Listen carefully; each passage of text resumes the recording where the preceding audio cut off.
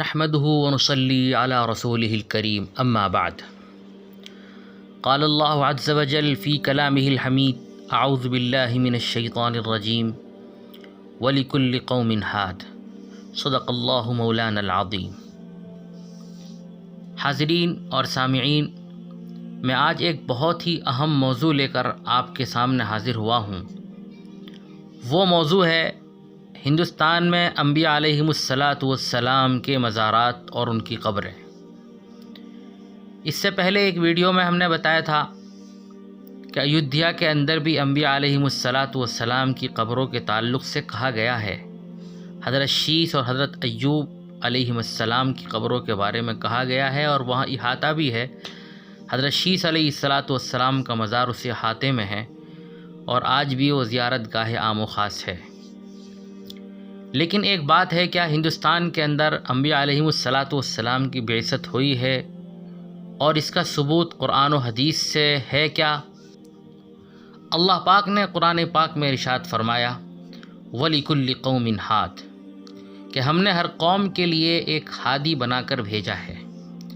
یعنی اللہ پاک نے مختلف زمانوں میں مختلف علاقوں اور مختلف خطوں اور مختلف قوموں کی طرف انبیاء علیہم السلام منذرین اور مبشرین کو بھیجا ہے. انبیاء علیہم السلام دنیا کی ہر قوم کی طرف آئے ہیں، پھر آخر میں رسول اللہ صلی اللہ علیہ وسلم دنیا کی تمام قوموں کی طرف مبعوث کیے گئے. عرب، عجم، کالے، گورے، انسان، جنات، آپ صلی اللہ علیہ وسلم سب کے نبی ہیں اور سب سے آخری نبی ہیں. آپ کے بعد اب کوئی نبی نہیں آئے گا. جیسے کہ آپ علیہ السلام نے خود ارشاد فرمایا: انا خاتم النبیین لا نبی بعدی، میں آخری نبی ہوں، میرے بعد کوئی بھی نبی نہیں آئے گا.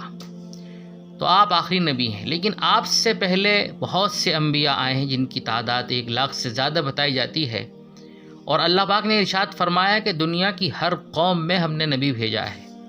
ہندوستانی قوم بہت بڑی قوم ہے، مشکل لگتا ہے کہ یہاں کوئی نبی نہ آیا ہو. انبیاء علیہم السلام بالیقین یہاں بھی آئے ہیں، اور ایسا لگتا ہے کہ ہندوستان میں جو بہت سے ایسے لوگ ہیں جن کے بارے میں یہاں کی قوموں کا یہ کہنا ہے کہ یہ ان کے بھگوان ہیں اور وہ ان کی پوجا کرتے ہیں، تو ایسا لگتا ہے کہ یہ حضرات جو تھے جن کی یہ پوجا کرتے ہیں، یہ کسی زمانے میں اللہ پاک کی طرف سے بھیجے گئے اللہ تعالیٰ کے بندے اور رسول تھے. لیکن جس طرح سے دنیا کی بہت سی قوموں نے، جیسے کہ یہود اور نصارہ نے، اپنے نبیوں کی تاریخ کو بھلا دیا، ان کی تعلیمات کو بھلا دیا، اسی طرح یہ لوگ بھی اپنے نبیوں کی اصل تعلیمات سے دور ہو گئے. اور چونکہ بہت پہلے قصہ ہے، اس لیے ان کی صحیح تصویر اور صحیح تعلیم ان کے پاس میں موجود نہیں ہے. لیکن بہرحال ان کا نام ان کے پاس میں ہے، اور ان کا احترام اور ان کی عقیدت ان کے پاس میں موجود ہے، اور اسی کو لے کر یہ لوگ جو ہے ان کی پرستش کرتے ہیں اور ان کے سامنے اپنا سر جھکاتے ہیں. لیکن یہ ہے کہ انبیاء علیہم السلام کی ایک بڑی تعداد یقیناً اس طرف بھی آئی ہوگی، اور بعض جگہ ہندوستان میں ان کے مزارات ہیں، اس سے اس کا ثبوت بھی کسی نہ کسی طرح سے ملتا ہے. جیسے کہ پنجاب میں، ہندوستان کا جو پنجاب ہے، وہاں پر ایک شہر ہے سرہند شریف. سرہند یہ وہ بستی ہے جہاں پر حضرت مجدد الفیصانی رحمۃ اللہ علیہ کا مزار ہے، اور اسی بستی کے حضرت مجدد صاحب تھے. اس سے 19 کلومیٹر دور براس نامی ایک جگہ ہے جہاں پر تقریباً 9 انبیاء علیہم السلام کے مزارات احاطے میں موجود ہیں. بڑی بڑی قبریں ہیں. وہاں پر انسان جاتا ہے تو جاتے ہی ایک ایسا سکون محسوس ہوتا ہے کہ دل گواہی دیتا ہے کہ یقیناً یہاں پر اللہ کی برگزیدہ روحیں موجود ہیں. دل گواہی دیتا ہے. اور حضرت مجدد الفیصانی رحمۃ اللہ علیہ کا تو کشف ہے، اور مجدد الفیصانی رحمۃ اللہ علیہ نے کشف کے ذریعے سے بتایا کہ یہاں انبیاء علیہم السلام کی قبریں موجود ہیں، اور یہاں پر حضرات انبیاء علیہم السلام مدفون ہیں. کشف میں حضرت نے ان سے ملاقات بھی کی ہے. ہمارے بزرگوں میں حضرت حکیم الامت مولانا اشرف علی صاحب تھانوی رحمۃ اللہ علیہ نے بھی مراقبہ کیا، اور مراقبے میں ان انبیاء علیہم السلام سے ان کی ملاقات ہوئی ہے، اور باقاعدہ ان کے نام بھی انہوں نے بتائے ہیں. جیسے کہ ایک نبی کے بارے میں بتایا حضرت ابراہیم تھے، یہ والد ابراہیم نہیں ہے جو مشہور ہے، اور ان کے بیٹے حضرت حضر، یہ دونوں باپ بیٹے ہیں اور دونوں نبی ہیں، اللہ کے رسول ہیں، اللہ کے نبی ہیں یہ دونوں۔ حضرت تھانوی رحمۃ اللہ علیہ نے یہ بات کہی ہے۔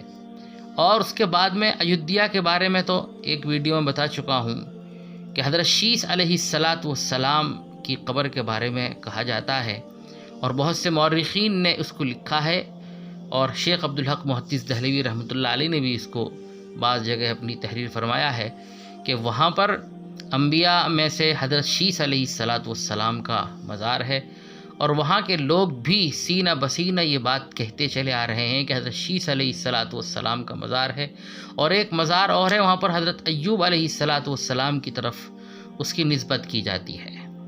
اسی طرح سے دیوبند کے ایک بہت بڑے عالم بزرگ اور اولین صدر المدرسین تھے حضرت مولانا یعقوب صاحب رحمۃ اللہ علیہ۔ ان کے ذہن میں ایک مرتبہ خیال آیا کہ یہاں پر ہندوستان میں اس گنگا کا فیض بہت ہے، اس کے پانی سے لوگ بہت فائدہ اٹھا رہے ہیں، تو کوئی نہ کوئی وجہ ضرور ہے۔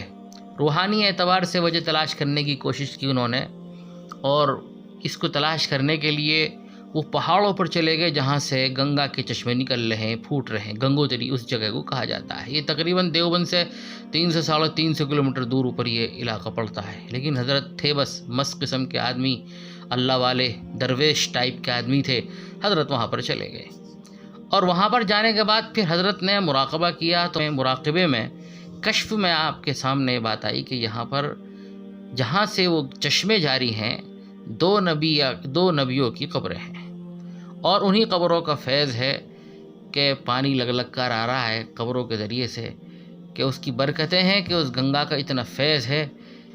ہندوستان کے ایک بڑا حصہ گنگا کے ذریعے سے فیض حاصل کر رہا ہے، اور سرسبز و شادی بھی ہے، ملک کے ایک بڑے طویل رقبے میں اس دریا کے ذریعے سے سرسبز و شادہ بھی ہے۔